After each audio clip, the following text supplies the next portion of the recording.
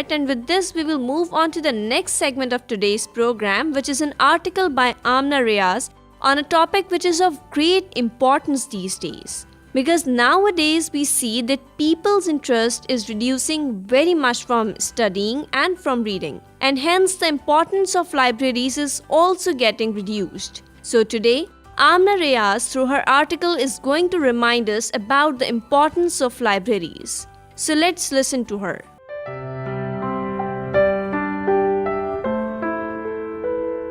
Assalamu alaikum listeners.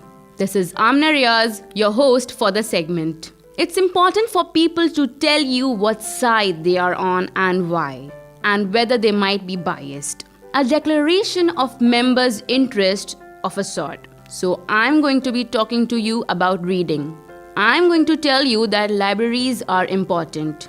I'm going to suggest that reading for pleasure is one of the most important things one can do. I'm going to make an impassioned plea for people to understand what libraries and librarians are and to preserve both of these things. Many predict that the digital age will wipe public bookshelves clean and permanently end the centuries-old era of libraries. As libraries' relevance comes into question, librarians face an existential crisis at a time when students need them the most. Despite their perceived obsolescence in the digital age, both libraries and librarians are irreplaceable for many reasons.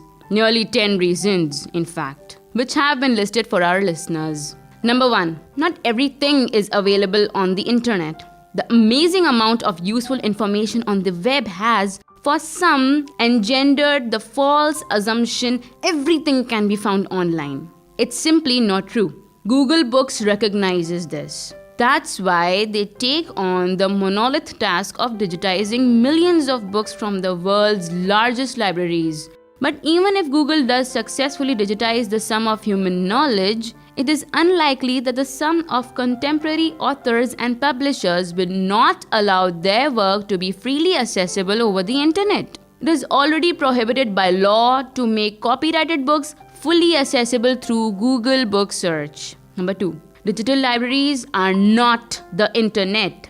A fundamental understanding of what the internet is and isn't can help clearly define the role of a library and why libraries are still extremely important. Online library collections, however, are different. They typically include materials that have been published via rigorous editorial processes and are riddled with quantitative analysis instead of opinion. Types of material include books, journals, documents, newspapers, magazines, and reports which are digitized, stored, and indexed through a limited access database. While one might use the internet or a search engine to find these databases, deeper access to them requires registration. You are still online, but you are no longer on the internet. You are in a library. Number 3. The internet complements libraries but doesn't replace them. The internet is clearly a great resource to finding information, but it is not a replacement for a library. There are clear advantages of libraries over the internet for research. However, the benefits of the internet includes sampling public opinion, gathering quick facts, and pooling a wide range of ideas. Overall, the point is this. Libraries are completely different than the web. In this light, to talk about one replacing the other begins to seem absurd. Number 4. Mobile devices are not the end of libraries or books. Predictions of the end of the book are a predictable response to digitization and other technologies, and the crystal ball of some in the pro-paper crowd seems to also reveal a concomitant crumbling of civilization. One of the latest dark threats to paper is e-books downloadable to mobile devices. But e-books are not all consuming transition for readers. Radio lives on despite TV, film is still in high demand despite video, and people still talk on telephone despite email. People who like paper books will continue to read paper books, even if mobile downloads prompt the majority of publishers to release e-books instead of paper. After all, an immense backlog of printed books will still be accessible to readers. The presence of the digital library will continue to be extremely important role for college students in their research, whether it's paper or electronically based. Number 5. Physical libraries are adapting to cultural change. Anyone subscribing to the theories of 20th century thinker Marshall McLuhan might say that along with changed life patterns brought on by electronic technology, knowledge that was once encased in books and compartmentalized by subject area is now being literally disseminated in an explosion of democracy, rendering obsolete and austerity of the lonely, echoing corridors of the library. Interestingly, McLuhan, who died in 1980, once even said, "The future of the book is the blurb." Indeed, this cultural change predates widespread use of the internet. For decades, society has been seeking a more holistic understanding of the world and increased access to information. The search for new methods of organizing educational structures, including libraries, has long been active. And while libraries might not be on many people's top 10 cutting-edge list, they have been adapting. Washington State University Director of Libraries Virginia Steele, for example, is a proponent of maximizing the social and interactive nature of physical library space. Group study, art exhibitions, food and coffee talking, not whispering. That is the new library. It's not obsolete, it's just changing. Number 6. Librarians are irreplaceable counterparts to web moderators.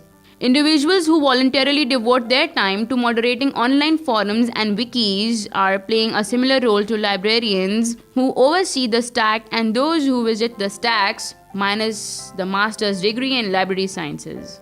The chief difference between librarians and moderators is that while the former guide users through a collection of highly authoritative published work, the moderator is responsible for taking the helm of consensus is created.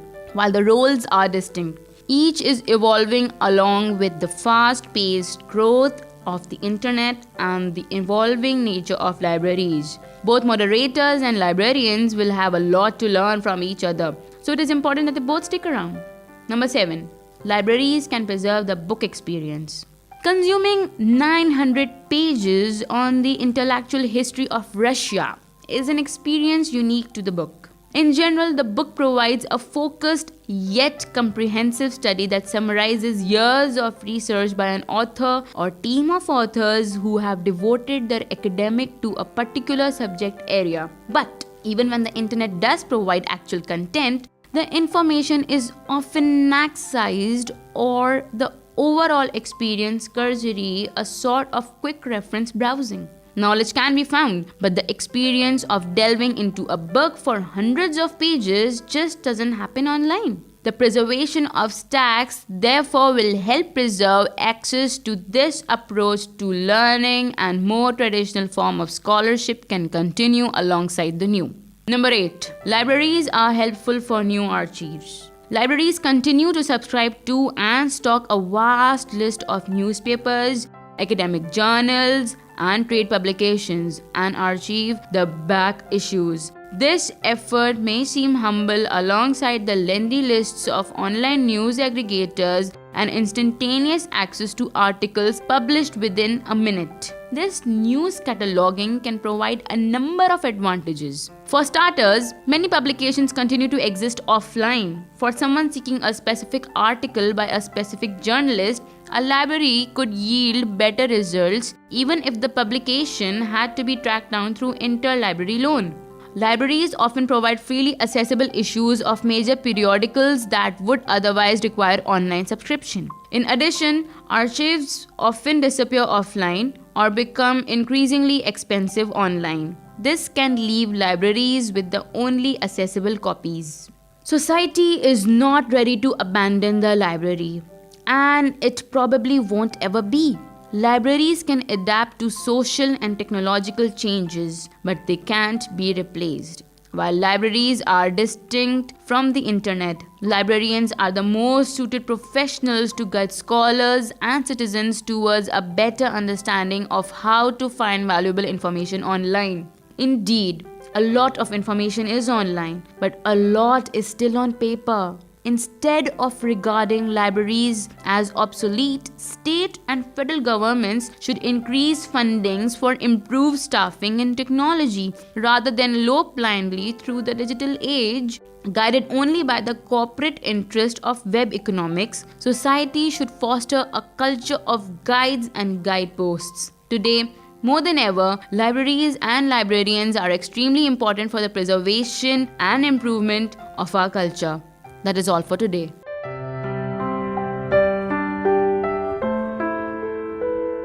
Alright, listeners, I hope that you all would have liked the information that Amna shared with you.